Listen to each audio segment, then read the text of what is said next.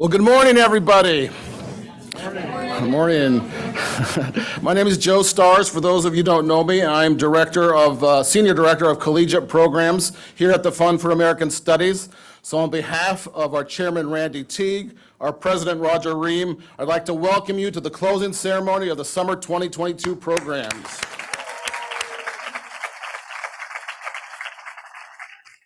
Well, congratulations, students, you did it. You went across the finish line. I think we can all agree that this amazing race that you've been on for the last 8 weeks has required a lot of you. Perseverance, dedication, hard work, and stepping outside your comfort zone in many and varied ways. But all of you should be very proud. I know all of us here at Team Tfas are proud of you. You know, we've been hearing great things from your professors, your internship supervisors, your mentors, the Tfas boards, speakers, and other individuals who come in contact with you. We've really got to know and enjoyed getting to know you, the coffees and the different meetings. It's just been a joy. And we want to continue to see you both strive and thrive in your coming career. So hats off to all of you. So this is called a closing ceremony, but we promise you it's not an ending, but just the beginning. So we're proud to welcome you to the ranks of the alumni and Tfas family. We hope that the strength of the connections that you have made this summer will last long after today's ceremony. So you've accomplished a lot in the last 8 weeks, and we're here to celebrate what you accomplished.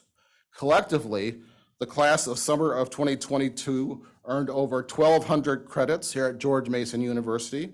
You interned at over 185 internship sites around the city, and you attended over 160 guest lectures. And I know we have a few internship sponsors and supervisors here, so let's give them a round of applause.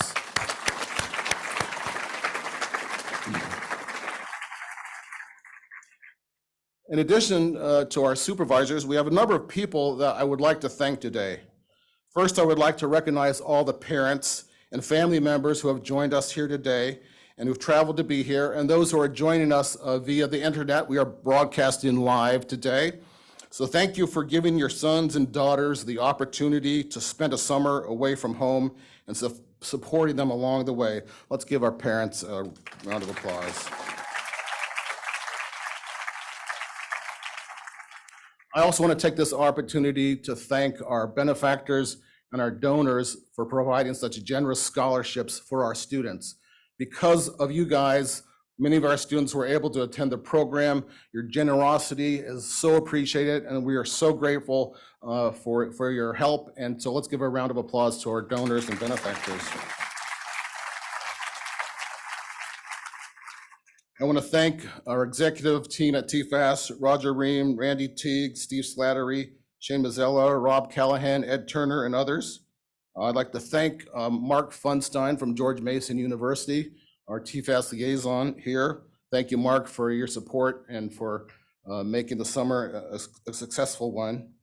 I want to offer a really heartfelt thanks to 3 people, and those are our summer program advisors.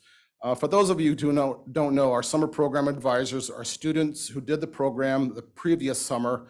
Then we hire them for this summer to help run the program. They live in the dorms with the students. They are just the heart and soul of the summer. And I want to recognize Andy Lopez, Riley Graham, and Elizabeth Ropp for being fantastic leaders this summer.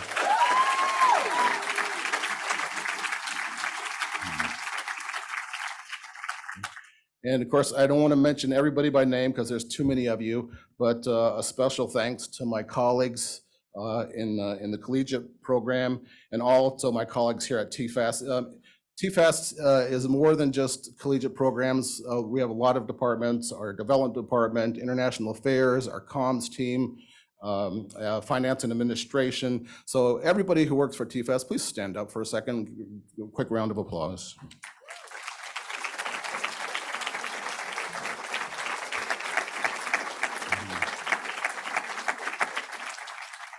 I also want to thank our partners at the Ronald Reagan Institute who help us administer the LTAB program and the Hungry Initiatives Foundation, and our friends at the Braver Angels Debates program.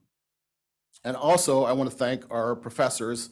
You two are the heart and soul of our program. You two are what makes this program successful. We're happy to have with us today Dr. Ann Bradley, Professor Richard Benedetto, and Dr. Rosalino Candela. Please stand, professors.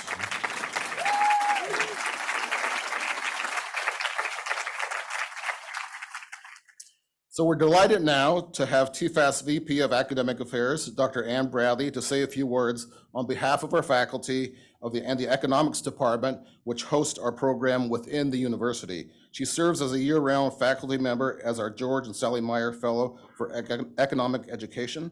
I'd like to invite Professor Bradley to come forward and speak.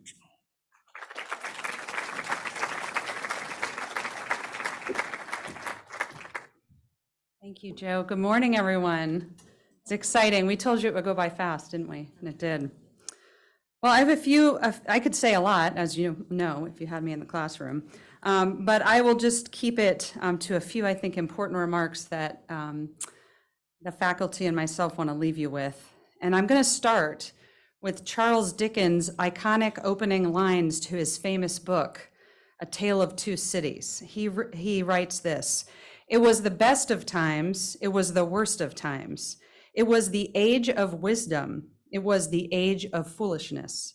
It was the epoch of belief, it was the epoch of incredulity.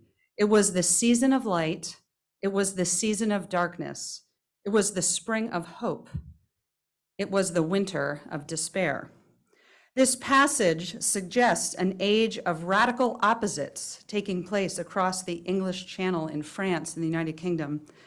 It tells a story of contrasts and comparisons between London and Paris during the French Revolution.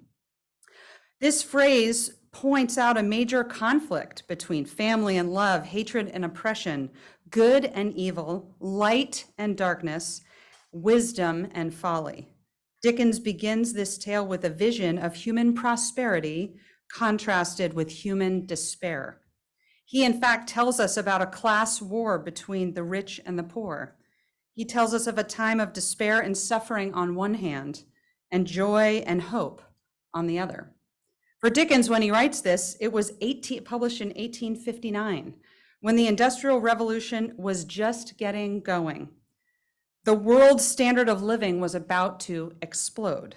The hockey stick of economic development was beginning, but no one knew where it would take us. Neither Dickens nor anyone else could have foreseen what would happen. And that takes us to where we are today. Immense prosperity, long lives, high standards of living and literacy, improved healthcare and education and technology that overall reduces our opportunity costs and makes life better. At the same time, population is exploding. And this brings us to the crux of the matter. Human beings are good for the planet, but they require the proper institutions which uphold dignity, agency, property, and exchange. There is only one source of human creativity, and that's us, every one of us on the planet. Liberating the world from poverty means unleashing human creativity, which will generate greater productivity. This is a key insight of economics. There is still much injustice and corruption in the world. It's not a perfect place. It is the best of times, but there's work to be done. We must continue to fight for economic freedom, human freedom, and political freedom. Economics, or what we call here the economic way of thinking, which you learned a lot about this summer, gives us the framework for doing so. It's our pair of glasses by which we can both accurately view the world and apply our theory of human action to our most pressing problems. And it's incumbent on us to do that. This is our job. All of you are future leaders, and we hope that you will use these glasses, the economic way of thinking, to help solve the complex and nuanced problems of the world. We can do this, and you are the future. I want to stop here and tell a story. If you've had even one interaction with me all summer long, you've probably heard some version of this. And it's one of my favorite stories about thinking about the ordinary level of human prosperity that most of us take for granted every day. And this is the story of Boris Yeltsin, the former leader of Russia, who visits the United States in the late 1980s. And he visits the Johnson Space Center, because that's what diplomatic visits look like, right? And he's perusing the Space Center, and he's bored, I guess. And he says, I would like to go to an American grocery store. And so they take him to an American grocery store. And you can Google this story and see amazing pictures of Boris Yeltsin, the leader of Russia, a person with wealth, power, minions. I would like to get minions. I haven't figured that out yet, right? And he is overwhelmed by a very, by the way, 1970s looking grocery store, right? It's got kind of the freezer section and the big bins. It's not the fancy doors with the sensor lights that we have today. And he is both humbled and overwhelmed by his experience in an ordinary American grocery store in the late 1980s. I can't imagine what he would say today.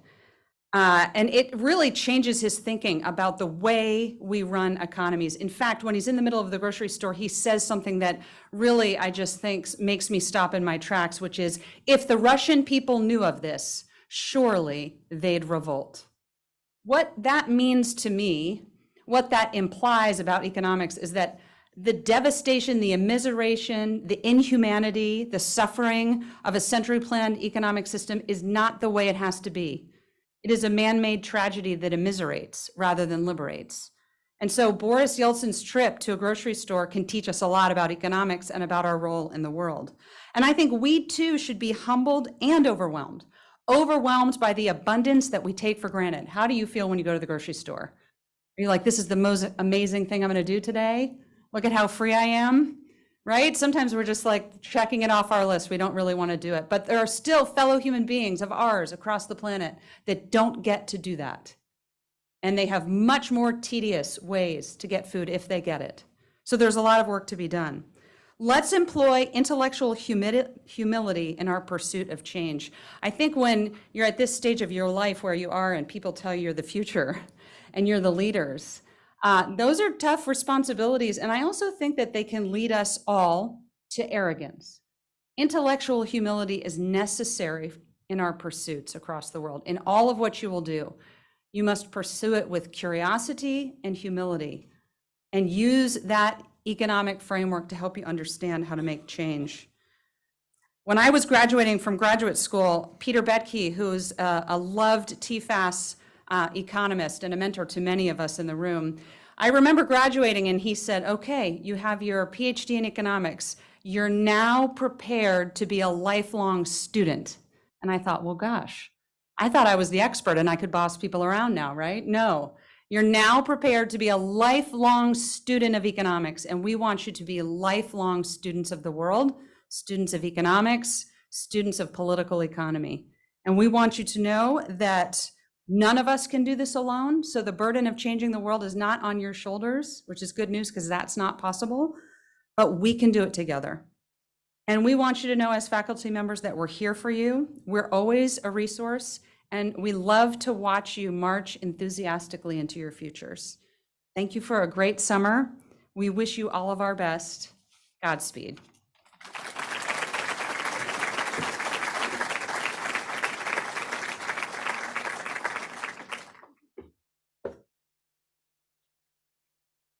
Thank you, Ann. So I'd like now to introduce the summer snapshots, if you will. These are snapshot segments of our ceremony today. We've asked 5 students who have been selected to as representatives of the program track to share some thoughts about their experiences this summer. They're going to speak on one of the themes of living, learning, interning, and connecting, and they'll be introduced by their program staff member. So I'd like to ask Laura Kuzak, director of our public policy program, to come forward and introduce her speaker.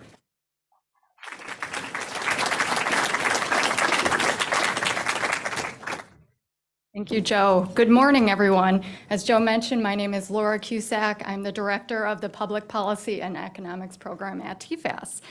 This program brings together the next generation of courageous leaders who are passionate about politics and aspire to work in legislation, research, law, or public service. These future leaders are introduced to the role of economics in the context of policymaking and learn how to apply the economic way of thinking to a variety of public policy issues. Students in this program intern in policy groups, congressional offices, federal agencies, think tanks, and NGOs. This summer, we've engaged with a number of speakers from organizations such as Free the Facts, the Foundation for Individual Rights and Expression, the Mercator Center, congressional offices, and federal agencies, and so many more. Over the past 8 weeks, our students worked hard, were engaged in all the facets of the program, took as many opportunities as possible. They've been positive, open-minded, and a very impressive group of students to work with. So I'd like to take this moment and just say that this is actually one of the most impressive groups of students that I've seen over the past several years. So I'd like to invite the 79 students who are in the Public Policy and Economics program to please stand and be recognized.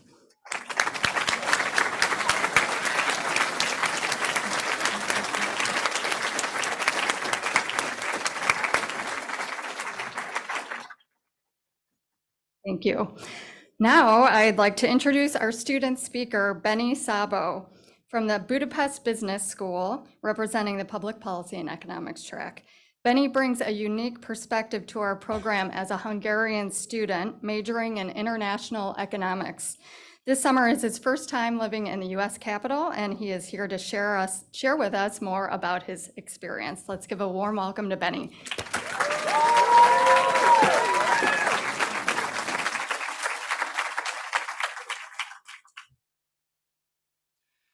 If my English will be bad, I apologize already.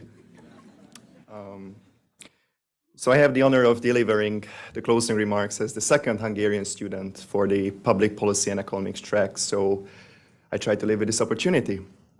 And if there is one message you take home today, let it be this: live up to your potential. I'm Bence Sabo, and I'm coming from a small Hungarian town called Gyöngyös. If you translate it into English, it would be like somewhat along the lines of pearly, something of value. So this is a town that has always been valuable to me, and I want to go back to my town and bring all the experiences I gathered here to home and utilize every knowledge as possible. But the thing is, you all live in villages, towns, and cities. We all share a responsibility in representing our communities. To tell you a story, last weekend I met with a veteran of Afghanistan who tries to run a campaign for the County Board of Arlington, Virginia. And with only a handful of volunteers, they try to challenge the local status quo. And if there's one thing I learned in America this summer, it is that we as individuals have an intrinsic responsibility to help not only ourselves, but our communities as well. Throughout the Tfas program lectures this summer, we got to learn about the challenges the US society is facing. This program, however, prepared us for the challenges of the future and how to become effective leaders. Living in DC for 8 weeks taught me important lessons of how to connect with people, how to network with people. But if there's one piece of recommendation, please don't trigger the fire alarms for like 5 or 6 times in the district house. There are many people who want to sleep. Please, come on. Oh, that worked, that's good. It's good. But on a serious note, we have started creating communities of problem solvers. And I think that is the essence of our track. Our job here this summer was to realize that we have to bridge the gap between academic theories and ideas and the real, actual problems our societies face, and we have to find a common solution. An idea is worth nothing if it stays in the academia. You have to apply it to the people in the right environment, in the right way. Tfas taught me how to find partners on a journey. And we must live with our opportunities because we may not get any more. If we are to be the future leaders, the leaders of the future, we must live up to our potential, assume responsibility, and give something back to our communities. If my hometown finds me worthy to serve them as mayor in the future, I can honestly say that I owe an incredible thanks to Washington and the US. So without further ado, let's go Tfas, let's go America. God bless this country. Thank you so much.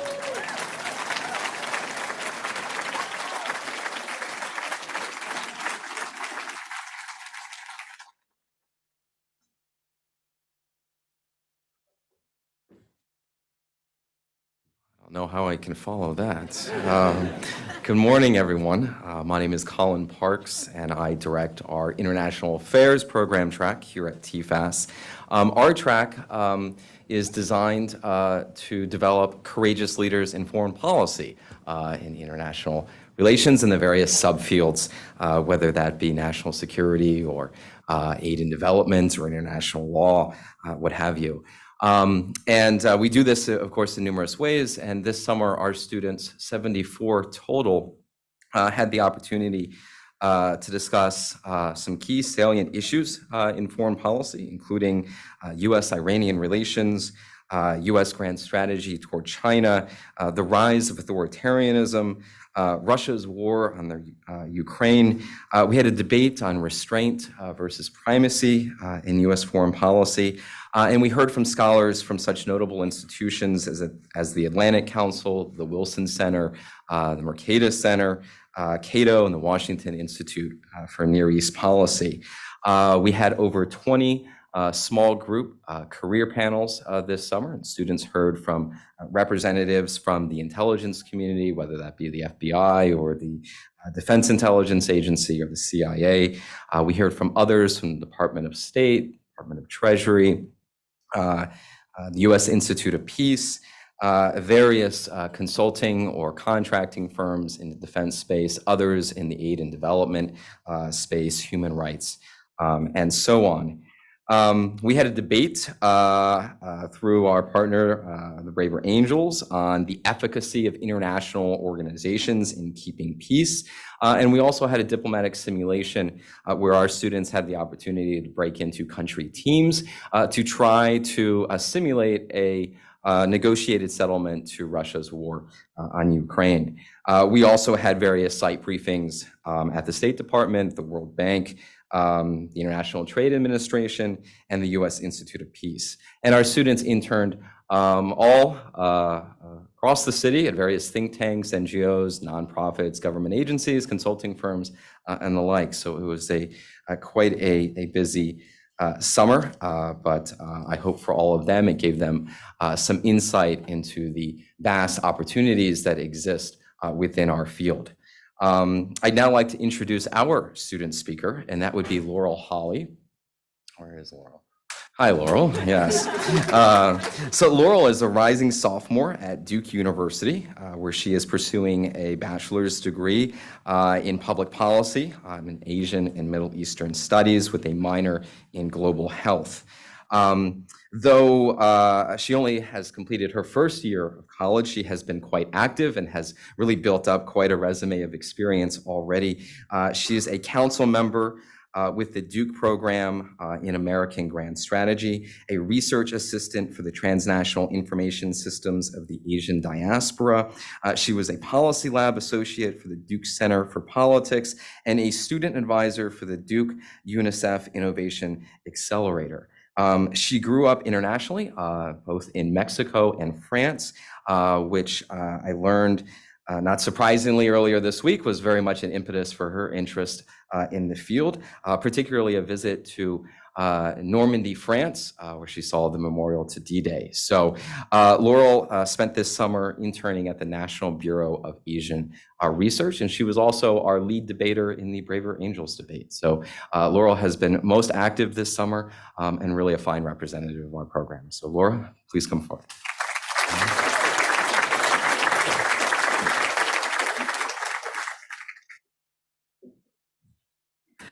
Well, Thank you, Colin, for those kind words. Thank you, Emily, Riley, and Colin, for an amazing summer experience. Thank you, Mom, Dad, and my brother Zane for supporting me in my political journey. I know you're watching. So, getting into it, what an honor it has been to learn in the nation's capital. At Tfas, we've been provided with opportunities to learn inside and outside of the classroom, in theory and in practice. And I would like to share some of my learnings with you in hopes that you've had some of the same and more. So my first learning from Economies in Transition with Professor Candela is the importance of economic freedom and stability. In our case studies of the Soviet Union and the People's Republic of China, we found that what people need in order to live, what societies need in order to thrive, is the ability to choose what to buy and sell, the certainty of where your money will come from and what it's worth, and the knowledge that you can take care of yourself and your loved ones. Economic stability provides that. My second learning from public policy with Professor Sarnecki is the immeasurable value of teamwork. My teammates and I constructed a presentation for a Solar Trade Association's legislative strategy with the upcoming Congress. And with the incredible technical knowledge brought by my teammates, their incredible graphic design skills, and the enthusiasm that they brought, our project wouldn't have been the success that it was. In teams, a recognition of the value that each person brings and a willingness to be your best for your team are crucial. And I'm beyond grateful for my teammates in this experience. My third learning from the United States Institute of Peace briefing, but also from my lovely sweet mates and friends, is the necessity of seeing one another as human.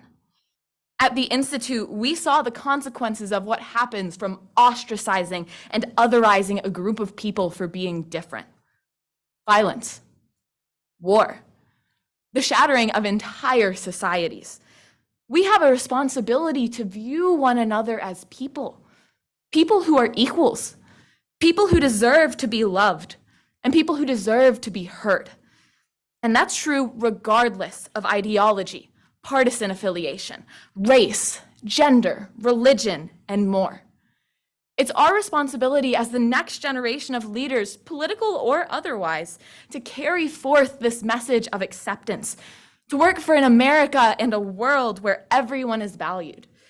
I feel better about the prospect of this future because I've met all of you over the past 8 weeks. And thank you, Tfas, for this transformative summer. And thank you all for being a part of my learning.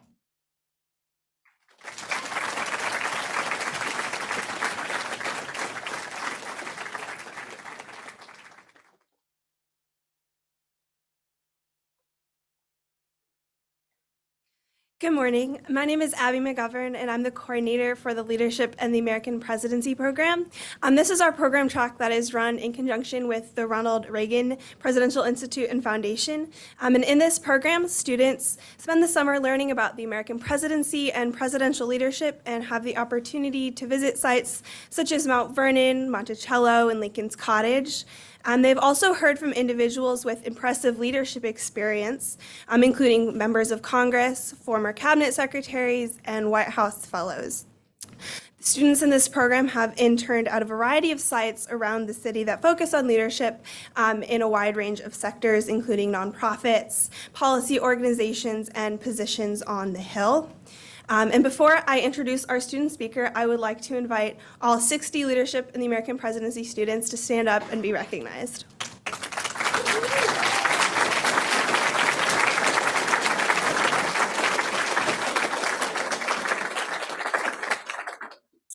Thank you. Now I'd like to introduce Isaac Lopez, our student speaker today. Isaac is a rising junior at Cal Poly San Luis Obispo who is majoring in agricultural science.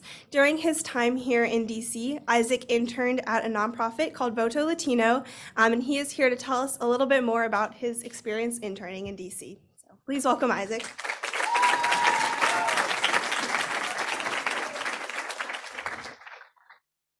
Thanks so much, Abby. So hello, everyone. My name is Isaac Lopez. I am a rising junior at Cal Poly San Luis Obispo, and I just am really excited to share about my experience at my internship. So as we conclude our time here at Tfas and at our summer internships, I'm immensely grateful for this experience that strengthens skills, expanded my network, and shaped new friendships. When I first applied to the Leadership and American Presidency track, my main goal was to learn more about civic engagement and how I could mobilize others in my community. Both the LTAP track and my internship allowed me to accomplish this goal. I was hired on as the events lead and partnerships fellow at Voto Latino, and throughout the past 8 weeks, I have gained a vast amount of administrative skills as I helped plan our annual Power Summit, a 2-day conference aimed to empower Latinx students across the nation. I was tasked with setting up and sitting in on meetings with sponsors and talent and organized panel partnerships with several coalitions across the country. During early July, I participated in a 3-day retreat with the staff members. I was able to learn more about the different departments in our nonprofit, including the Latino Anti-Disinformation Lab, marketing, and social media sectors. We reviewed the effectiveness of persuasion ads and previewed the commercials that we would be airing in targeted states ahead of the midterm elections. I also was fortunate enough to meet our CEO and president, Maria Teresa Kumar. In addition to leading our organization, MT is a news anchor for MSNBC. So we had weekly opportunities to pitch news segments and then see them broadcasted later that week. We connected over our California roots, and she made a true effort to understand what drove the fellows to the organization. MT and the whole Voto Latino team has provided me with a deeper connection towards the role that we play in our democracy. From the swift response to the Uvalde shootings, to their work to tackle misinformation, my internship has shown me the impact that civically engaged leaders can have. I have every confidence that my LTAP peers and that every student in this room will take their own intern experiences and be these leaders as we return to our communities. Thank you so much.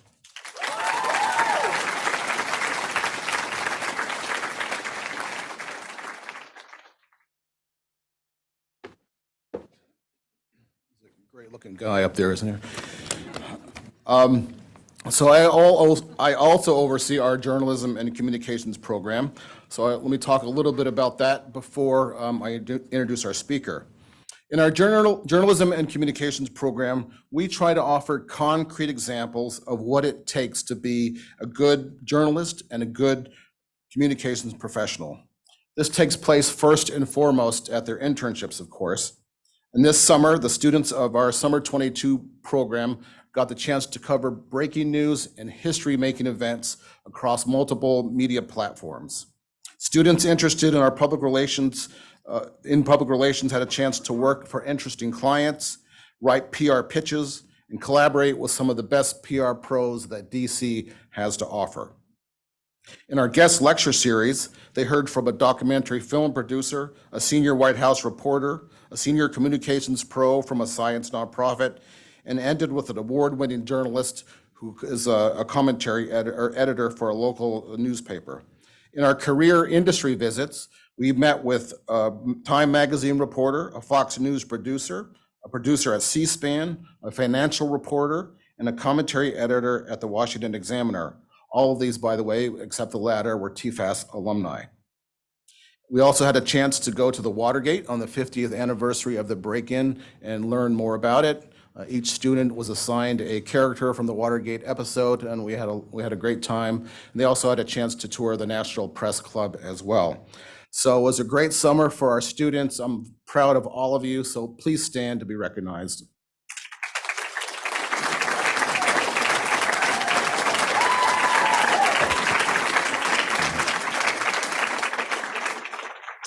So here now to talk about her internship experience this summer is Esther Wickham. She's a rising senior at the King's College in New York City. This summer, she interned at the Washington Examiner newspaper. Back at school, she was the campus editor for the Empire State Tribune. She completed her spring internship at the New York Daily News, and she calls the state of California home. Let's welcome Esther.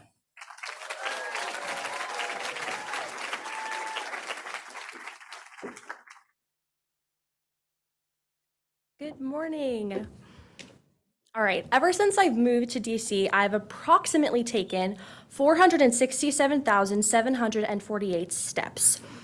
I have enjoyed a specific route that I walk to for my internship. I know the turns, the restaurants, and the people that commute daily. It's become familiar and comfortable to me. Interning at the Washington Examiner in the opinion section has been nothing less than eventful. At first, I was skeptical as to why they would let a college intern write op-eds, but I soon realized how essential it was in shaping my own worldview and writing skills. I had free range to write over 40 different articles, ranging from politics, economics, culture, and policy, creating clever headlines like "Dear Gen Z, stop complaining," and "Living in your mother's basement should not be the end goal," and being called a boomer on Twitter. My internship summer in DC with Tfas has taught me that no matter my age, experience, or being considered the intern, can still accomplish my goals if I set before myself, if I simply go for it. With that came some amazing opportunities and, naturally, disadvantages. Some highlights from my internship were having one of my articles featured on Fox News and one on Business Insider. Like any good child, I immediately texted my mom. I also had the privilege to attend a White House press briefing and saw firsthand the relationship between the news and government. It was quite exciting. But most of all, I enjoyed receiving emails from fans that had read my articles and really wanted to share their opinions about my opinions. I was ecstatic to get hate mail because it meant that people were actually reading what I wrote and cared enough to send me a DM on Facebook or an email. We all have stories to share of our success this summer, and I'm immensely grateful for the opportunities that God has given me. As I continue to take many more steps in my career journey, it will at times be unfamiliar and uncomfortable, but I am confident that being a part of Tfas will continue to shape that path. So congrats, guys. We've made it to the Facebook group. Thank you.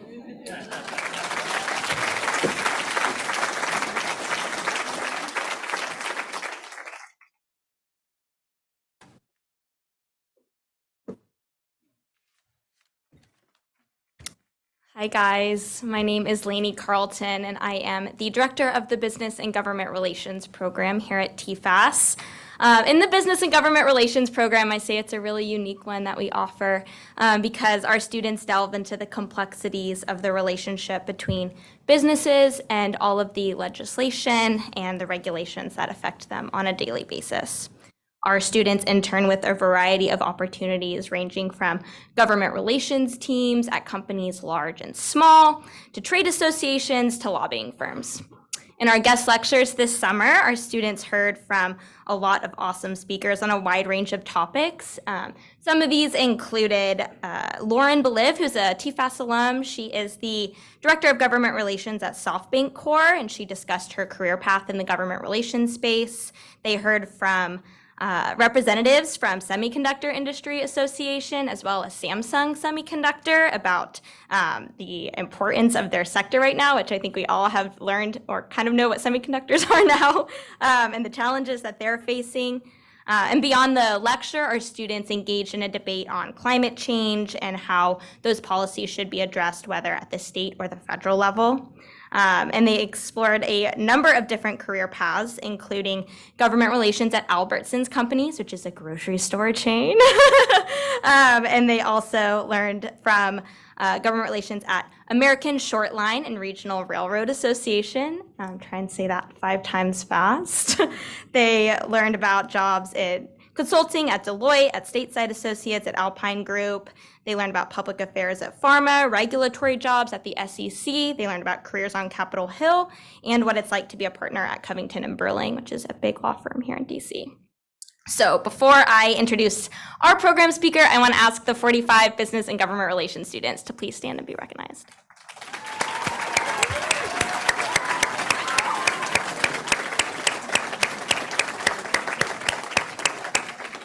Thanks, guys. Y'all have been a joy to work with. You have been such a strong group of students, and I'm proud to call you my program. So now I would like to introduce Tabitha Akoto. Tabitha is a rising junior at Purdue University, and she is studying political science. During the academic year, she's involved with College Mentors for Kids and Chi Alpha. While here in DC, Tabitha interned at the Industrial Minerals Association, and she took advantage of many, if not maybe all, of the professional development sessions and opportunities that we offered. And she really took it upon herself to make meaningful relationships while here in DC. So I'd like to ask Tabitha to come up and close out our student snapshots.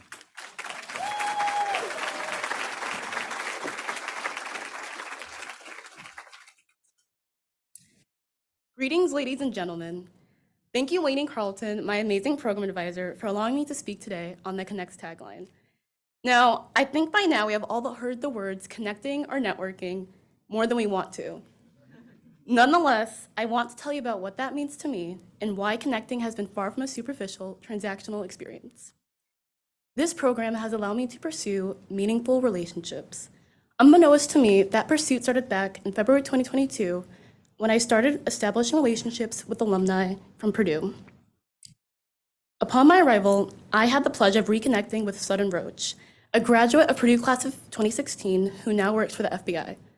After all this time, I asked myself, why would someone put a halt to their busy schedule to find time to see a student like me? However, I eventually learned that it was not because I had the perfect stats or resume that moved Sutton to support me. It was because when we first met, we established a sincere admiration for one another. Some of my most invaluable moments during my internship have been the conversations and lunches with my supervisors, where we did not talk about anything work-related, but simply shared our travel experiences and truly got to know one another. Even more, my amazing mentor, Kaylee Seville, who before ever really knowing me, invited me to her church, still that I find community with people who I share the same values with. I share these meaningful experiences to showcase that people typically want to be known for who they are rather than what they do. Now, I am not negating the importance of connecting with people who have career paths we aspire to be on one day, although I encourage you to not allow that to be your primary focus. That's because when we pursue relationships with people solely because of their prestigious position, it creates space for inauthentic relationships. As we leave here this weekend, our professional titles will change, but who we are remains. Therefore, as we strive to maintain relationships with professionals and friends we met in the program, please take the time to truly get to know people for who they are rather than solely what they do. Thank you.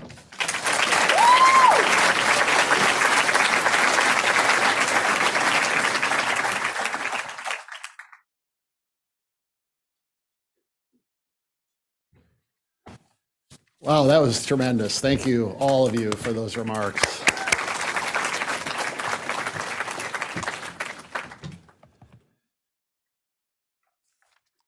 Well, some of what I want to say before I make an introduction of our keynote speaker is echoing things that Joe Stars and Professor Bradley said earlier.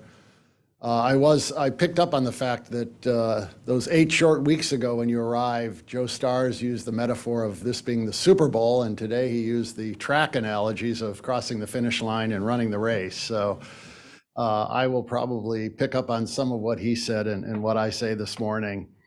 You have come to the end of your Tfas summer. I don't like to consider this day an ending, but like Joe said, it's a beginning. Not a closing ceremony, but more of an opening ceremony. We are opening a set of figurative doors and sending out 275 young people on a journey of courageous leadership. Godspeed to you all.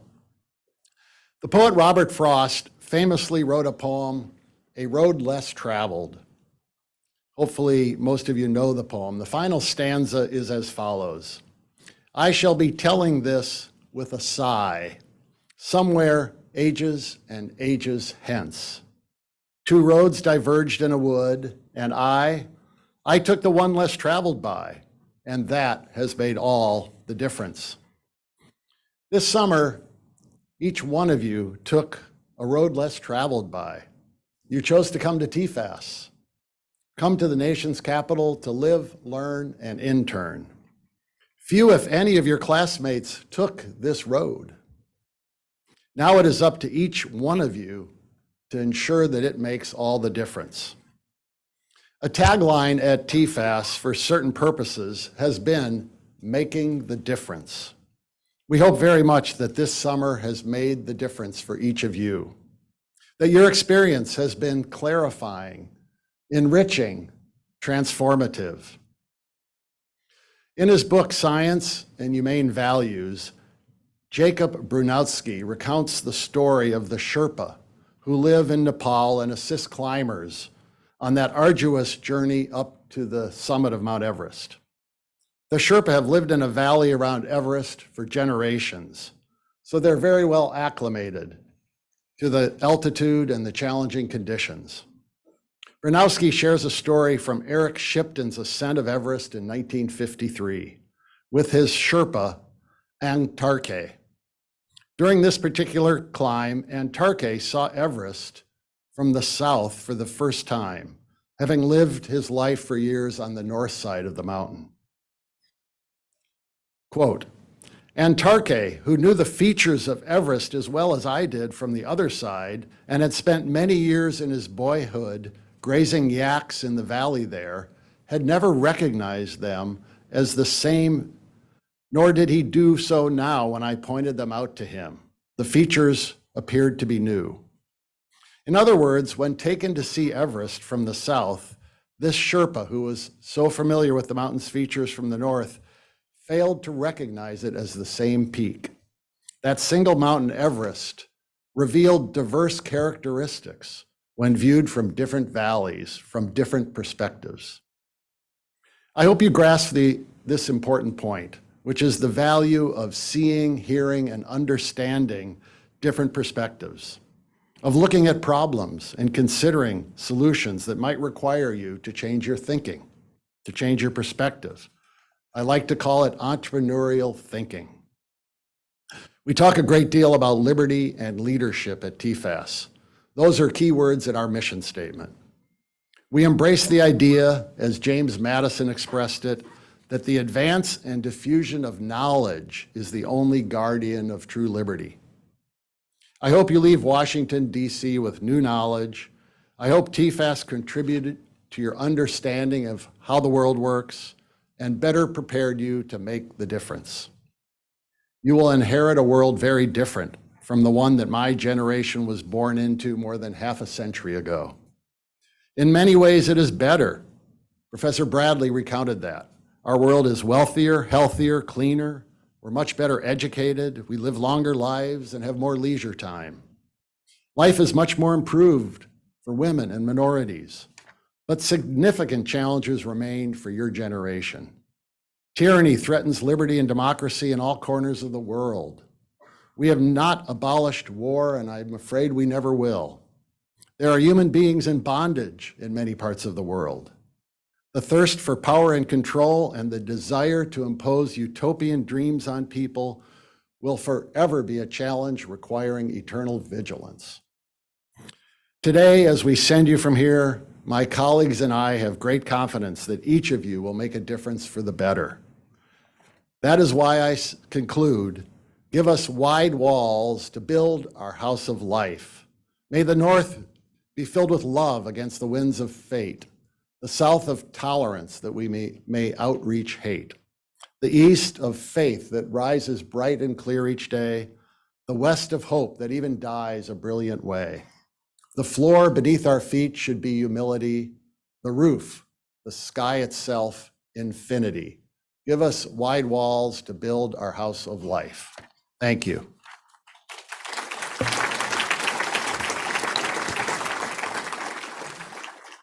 It's now my pleasure to introduce our keynote speaker, Peter Feldman. Peter is a great friend of Tfas. He attended our summer program on philanthropy and voluntary service while a college student at Colgate. That program is not one we've run this summer, but it's one we ran for many years with an emphasis on the importance of being engaged in your community, echoing many of the themes we heard this morning from Benny and others. Peter also was a public policy fellow and attended our law seminar program. He's been an active volunteer with the organization for many years, and this summer hosted an intern from our Law Fellows program. So he's a dear friend of ours. Peter is a commissioner on the U.S. Product Safety Commission. He was nominated to that position and began serving as a commissioner in October of 2018. He was renominated and confirmed for a full 7-year term just a few years ago.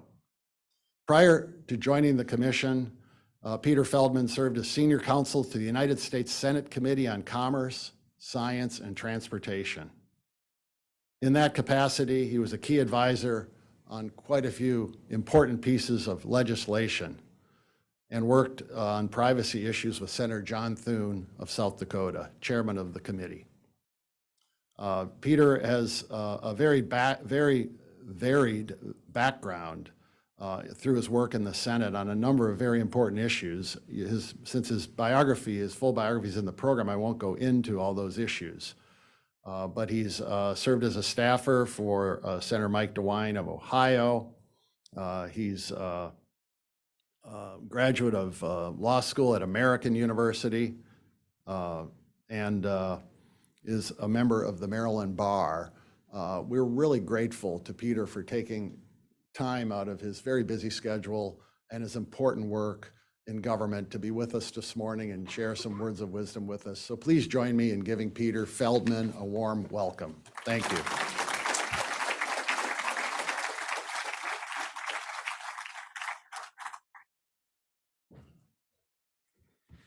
Thank you, Roger, for that kind introduction. I was honored when Tfas asked me to deliver commencement remarks to the undergraduate summer programs.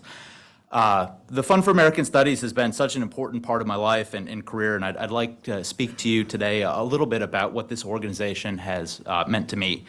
I'd also like to speak a little bit about the transition that you've now spent the several past months this summer learning from all of your various studies into something tangible, some takeaways that hopefully will serve you as you embark on your future careers in leadership.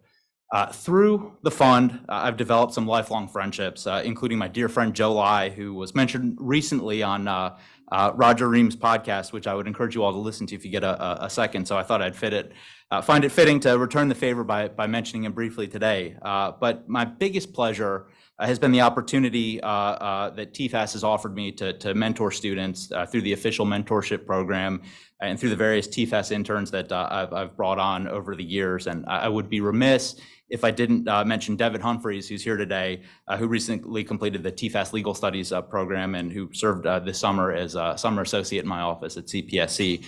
He's now heading back to Notre Dame to complete his 3L year, but as I informed him on the phone yesterday, you never really leave Tfas and you never really leave Team Feldman. So Devin, if you thought you were getting away cleanly, you're mistaken. It's useful to think back to Tfas's founding in its early years to get a sense of what this organization is all about and why it still matters, perhaps now more than ever. Back then, a number of concerned citizens, including Governor Edison of New Jersey and William F. Buckley and David R. Jones and Walter Judd, came together under the common belief that higher education in the United States had de-emphasized, or in certain cases, had outright transitioned away from a fair and balanced presentation of our founding documents. And the concern that they shared was that without this curriculum, not just the history of our founding and the freedoms in the United States, but their practical applications to the debates of the day, that American colleges and universities were doing a disservice to future leaders in the country and American civil society in general. And to be clear, the debates of those days were consequential, from the ongoing Cold War to the struggle for dominance between two diametrically opposed economic systems between East and West, to Vietnam and civil rights and the tensions that existed at home over the very nature of freedom in America. So Tfas, or as it was known back then, the Charles Edison Youth Fund, came to be under the general premise that by teaching future leaders about freedom in the West, we would leave students better prepared to be critical thinkers, citizens, and global actors with the skills to make meaningful contributions to the debates of the day, and ultimately to leave this place a better place than we found it. So I first became involved with the Fund for American Studies as a recent college graduate. It was the summer of 2004, and I had heard about a program that sounded interesting. It was Tfas's Institute on Philanthropy and Voluntary Service. This was the first summer that this program had been offered in Washington and had been previously held at Indiana University, Bloomington. But when it relocated to DC that summer, it was with a great deal of excitement that it was coming under the Tfas banner. And at that time, the courses were held at Georgetown University's campus, and we were all co-located with the other Tfas summer programs. And what was exciting about IPVS was the emphasis that program put on truly understanding American civil society and the role that voluntary organizations make and play in making America work. It was de Tocqueville, Alexis de Tocqueville, who was perhaps not the first to notice this, but is the person who history is now crediting with his observations about American civil society being something unique and special. And in other countries at the time, or at least in 18th century France and England, these weren't always prioritized. In fact, too often, the dominant European powers of the time saw free association as something threatening. And it's important to unpack why that was and why our founding fathers sought ultimately to protect what became that right codified and enshrined in the First Amendment. So de Tocqueville, through his travels through the early United States, was struck by how ingrained free association and civil society was in America at that time. And it's something that really didn't exist elsewhere. And perhaps that had something to do with American geography. The American landscape was changing. Cities weren't fully established, and we were ever increasing westward and expanding the frontier in that direction. So in those early days, the settlements in rural America, vibrant civil society was often a necessary survival tool. We like to talk about rugged American individualism, but the truth is we've always been interdependent on each other to varying degrees, and that's important to make America what it is, and voluntary association to a large degree makes that possible. So what became clear to me that summer was how relevant these insights were to the discussions of that day. The Bush tax cuts in the summer of 2004 was one of the most ambitious public policy reforms to our revenue system, and the efforts that Congress was making at the time to make those changes permanent. So this debate, as you might imagine, centered around the potential benefits to economic growth that the tax cuts would stimulate, and the countervailing reductions in government services that the country might face if the tax cuts resulted in lower federal revenues.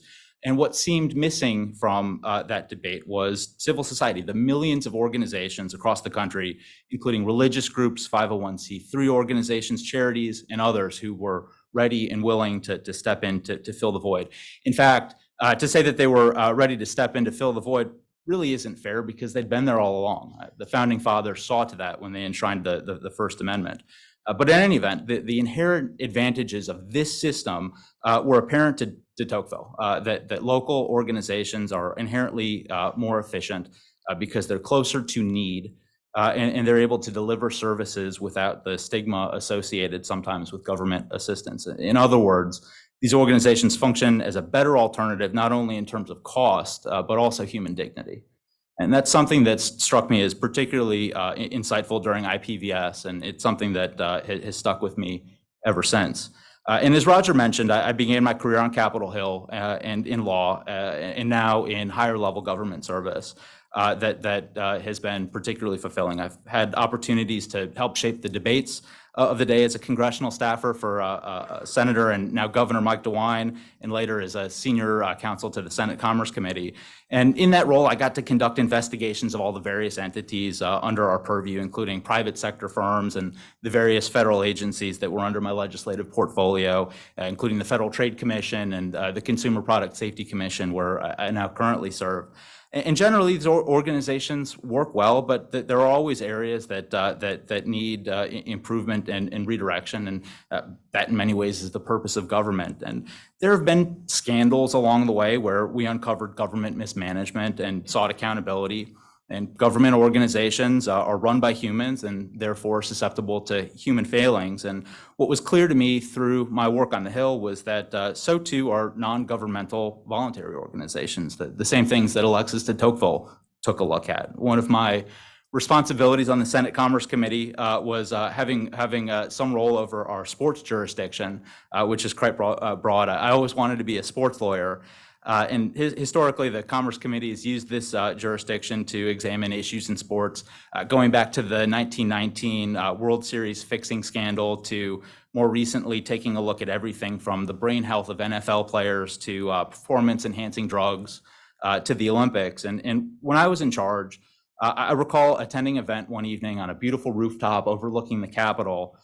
It was sponsored by the United States Olympic Committee, and we were celebrating Team USA's victories at I can't remember which Olympic Games, but I ran into five-time Olympic gold medalist and gymnast Nadia Comaneci at the event. We began talking about the work that I was doing for the committee, and she casually asked if I had heard anything about the rumors of sexual abuse in USA Gymnastics and the problems that were occurring at a number of the training facilities. And I hadn't, and she encouraged me to go back and take a closer look. Of course, we did take a closer look and uncovered one of the most disturbing institutional failures that I've ever seen, with systemic abuse, sexual and otherwise, of young athletes at training camps and by team doctors, and all occurring under the eyes of USA Gymnastics. And the happy part of this story is that through the efforts of the Commerce Committee and through the testimony of so many of the brave survivors who came forward to speak on the record about their experiences, we were able to shine a bright light on what was occurring and put in place meaningful reforms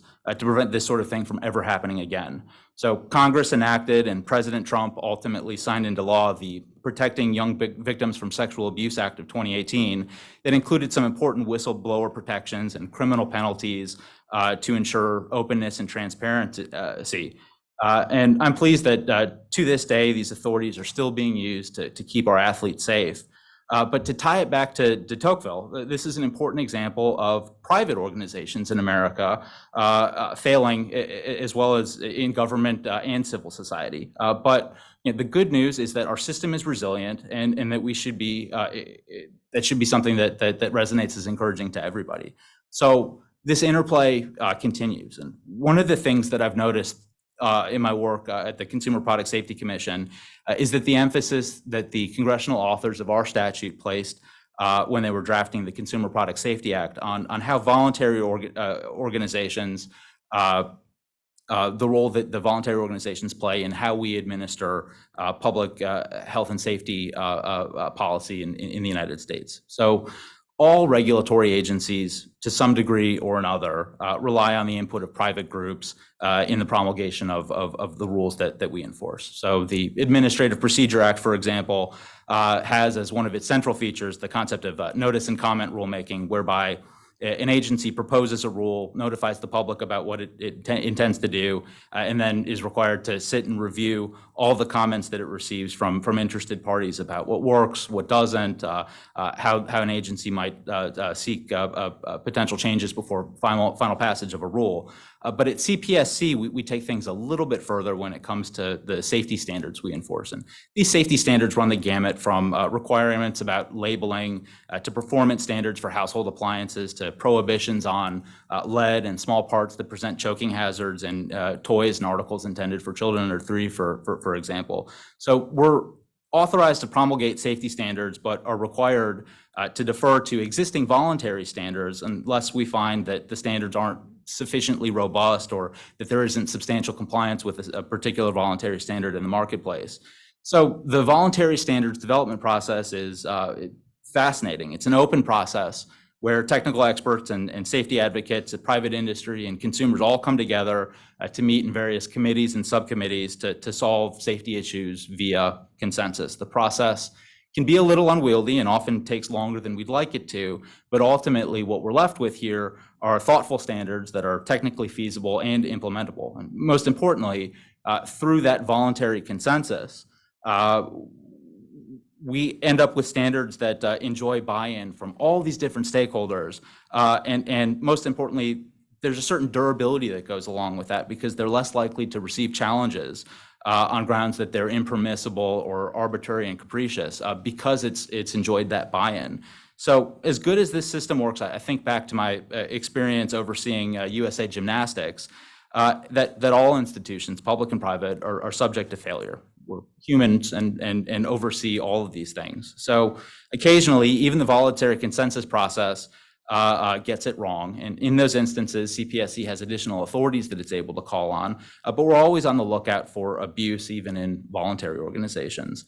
For instance, we want to make sure that the process is truly open, that it's not dominated in these forums by large incumbents that are seeking to exclude new market entrants or stifle innovation or engage in rent-seeking behavior, for example. So again, human institutions are all subject to human failures, but the process is resilient. The system, for the most part, works. And I think de Tocqueville, if he were watching now, would be proud. So as you guys conclude your studies at Tfas and your internships this summer, I'm reminded of a speech that Senator Bob Bennett gave upon his retirement from the United States Senate. It was one of the better speeches that I've ever seen on the floor of the Senate, and I would encourage all of you, when you have a moment this afternoon or before you head back to school, to watch it. So Senator Bennett explained that one of the most important things that he learned in his time in Washington was that it is an extraordinary place filled with extraordinary people. And the caricature that we often get from the press and the movies is that people from other places often think that Washington is filled with folks with self-serving agendas and have very low standards of ethics. But in my experience, this simply is not true. Washington is filled with people of the highest standards of ethics, and we have a few clunkers, that's for sure. But overall, the folks with the high standard of ethics and dedication that the American people could ever want. I hope this has been your experience as well. Washington is an extraordinary place filled with extraordinary people who take their jobs very seriously and deserve the kind of respect and recognition that too often they do not get.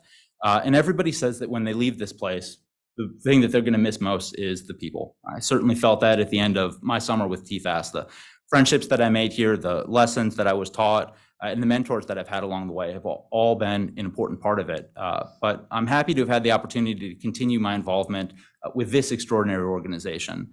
As a mentor, as a public policy fellow, and later as an alumni board member, it's been a pleasure to give back and to look forward. So I wish you all, again, the best of luck and my sincere congratulations on completing your work this summer. It's my honor to welcome you all, or to be among the first to welcome you all to the Tfas Alumni Network. Thank you all very much and enjoy the rest of the summer.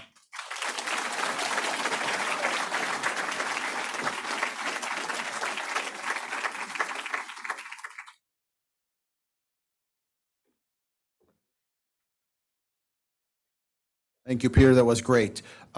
We forgot to recognize a group of very impressive students. They've done a lot this summer, and we wanted to make sure that they got recognition. So will the 74 students from our International Affairs program please stand?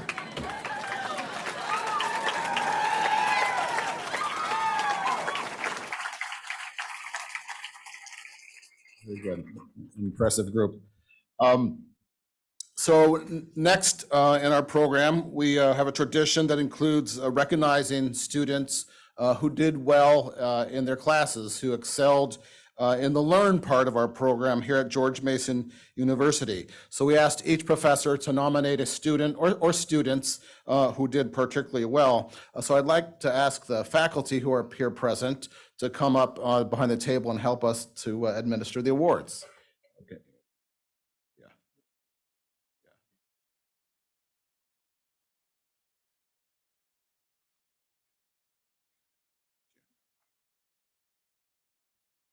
So I'll call each student by name, and if you could come receive your certificate and then return to your seat.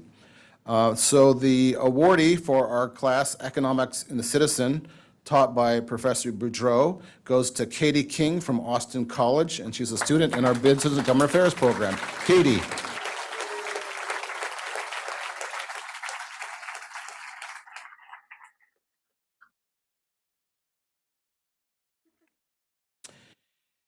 And thank you, the George Vixens Award for Economic Problems and Public Policy, taught by Professor Bradley, goes to Carolina Lund from the University of Dubuque.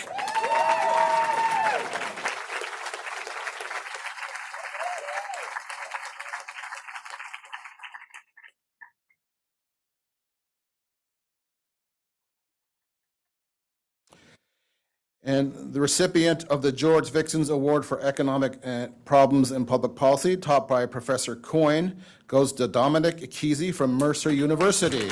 Dominic.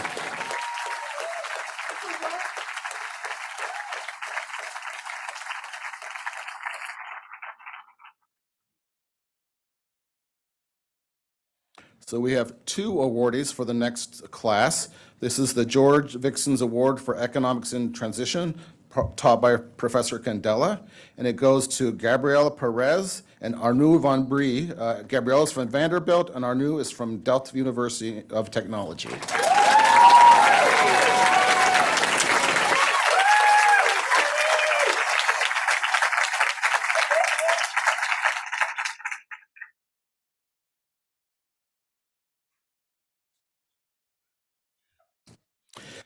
Our next award is for our U.S. Foreign Policy class, taught by Professor Asconis. We have two awardees. We have Mackenzie Hansen from UNC Chapel Hill and Kristen Heinzig from the University of Washington.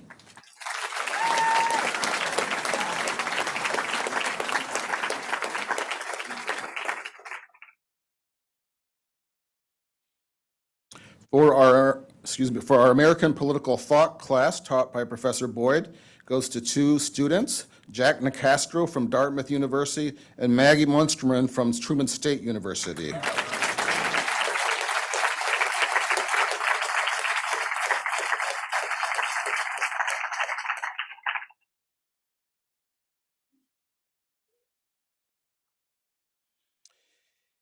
And the award for our Politics and Press Internship Seminar, taught by the great Professor Benedetto, goes to Brandon Quiros from Embry-Riddle Aeronautical University.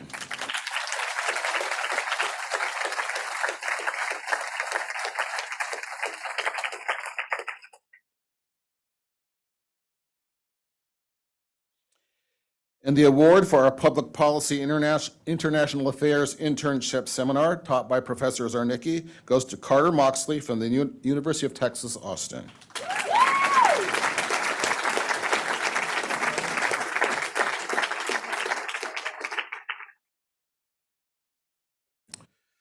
And this last award, the student actually received it last night at a separate ceremony, and he is with the Leadership in the American Presidency program. That's the program that we run in cooperation with the Ronald Reagan Institute.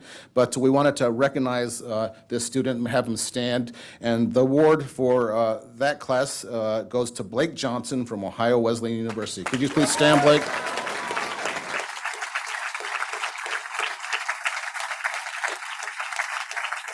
Okay. All right, thank you, faculty, for joining us. You can sit down now. Apologies for any names that I butchered or will butcher. So next on the program, we like to offer our Outstanding Student Awards. A lot of you were very outstanding, but these awards go to a student or students who really jump in with both feet, who just take a big bite out of the apple and just delve into every aspect of the program. And we found all these students to be exceptional. So again, please come forward. And at the end of the ceremony, all you award winners, please come to the stage for a picture with the our great photographer, Dave Scavone. So we will start with the outstanding students for our public policy and economics programs. Goes to Kelly Panlaqui from the University of California, San Diego.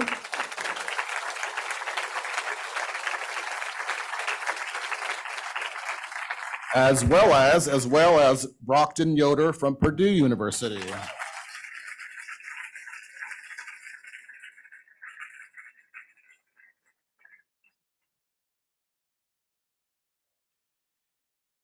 In the International Affairs outstanding students goes to Calvin Height from William Jewell College.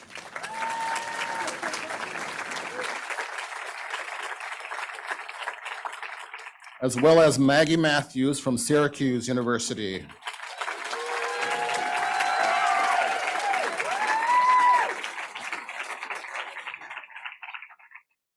I'm a little biased on this next one. For our journalism and communications program, The Outstanding Student Award goes to Chris Babona from Orange Coast College in California.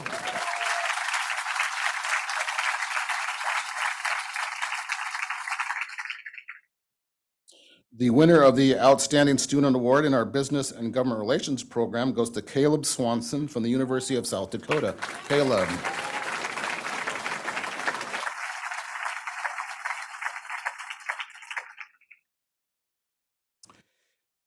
And finally, the Outstanding Student Award for their leadership in the American Presidency programs goes to Vanessa Chavez-Guardo from the University of Nebraska.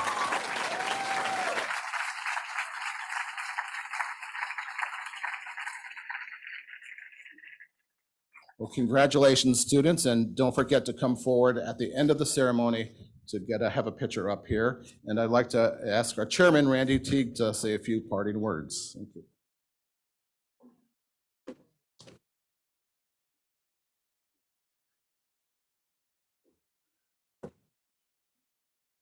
That's me a few weeks ago.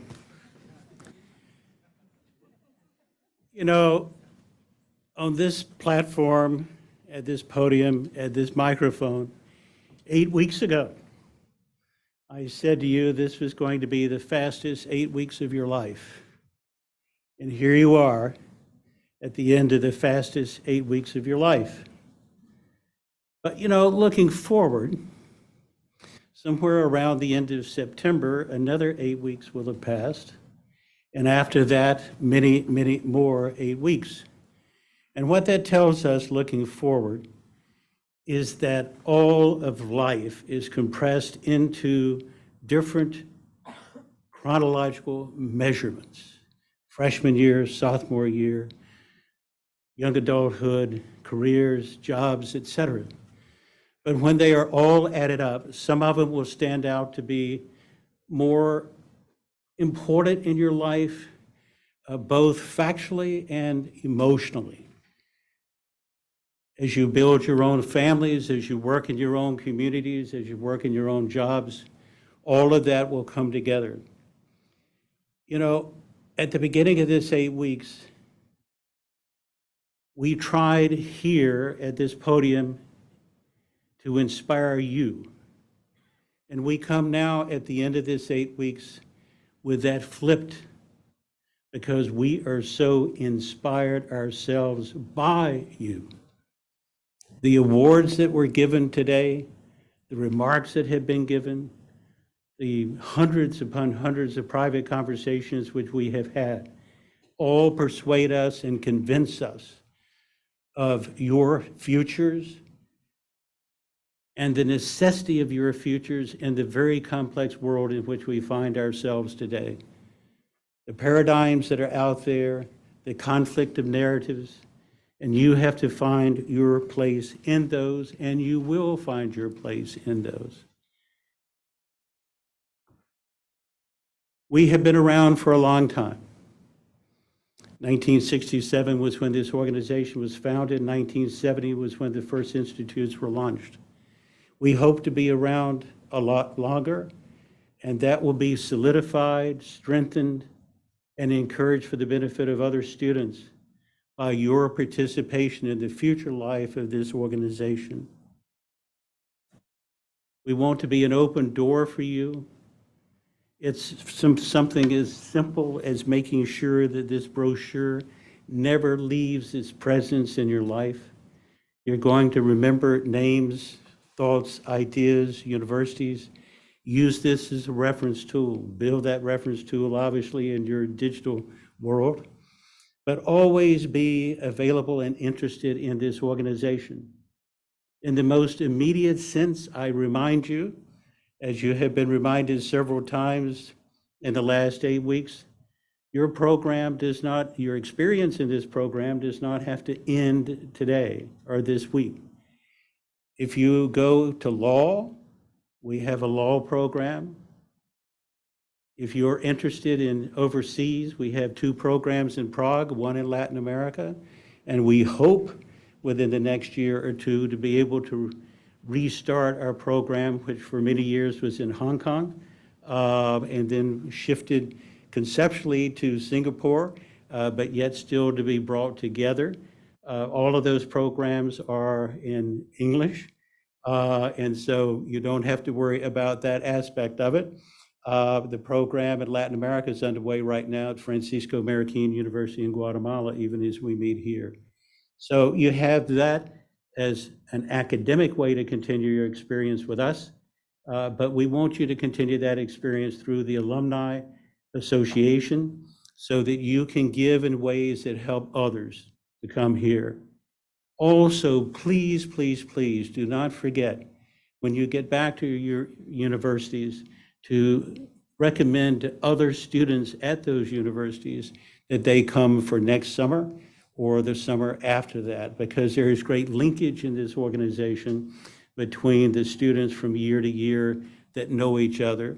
And you can say that within your family as well, because we have many that have come that have been brothers and sisters and cousins and so forth within their families. So let me end the formal presentations here, and we shift to what is always, I think, a very emotionally compelling video of your summer. Thank you, each one of you.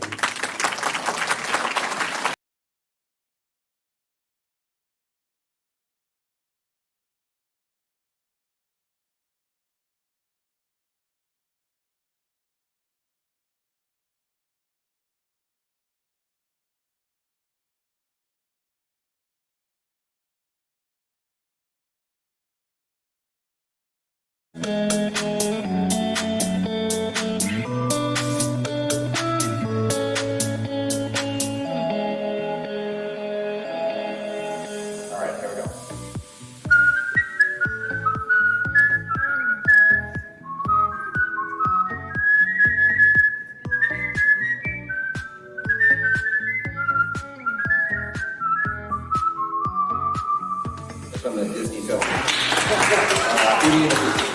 It goes on and on and on, but.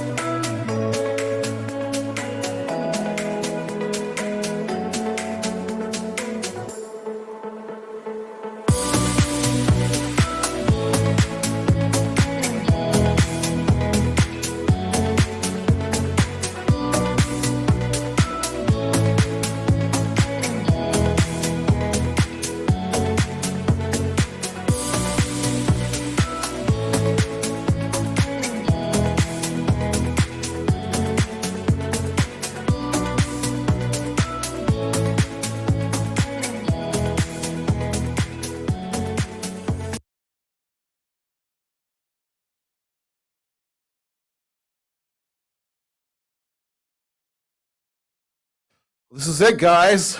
This is the end. A couple of house cleaning things before you receive your certificate.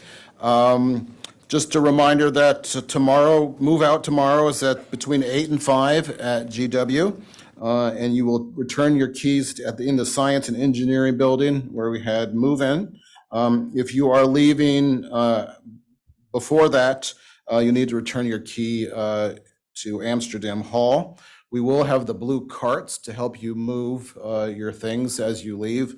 We'll also have some blue carts on the first floor if you have any non-perishable food items you would like to donate or any clothing that you want to donate to local homeless shelters.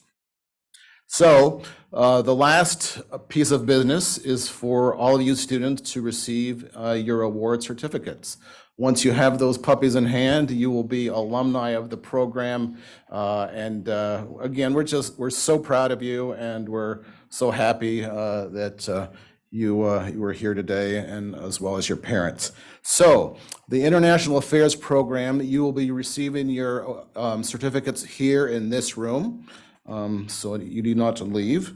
The Public and Policy Economic Program, you'll receive your certificates in the hallway right over here next to the auditorium. In the Journalism track and the Business and Government Affairs track, we will be giving certificates out in this hallway right behind the wall here.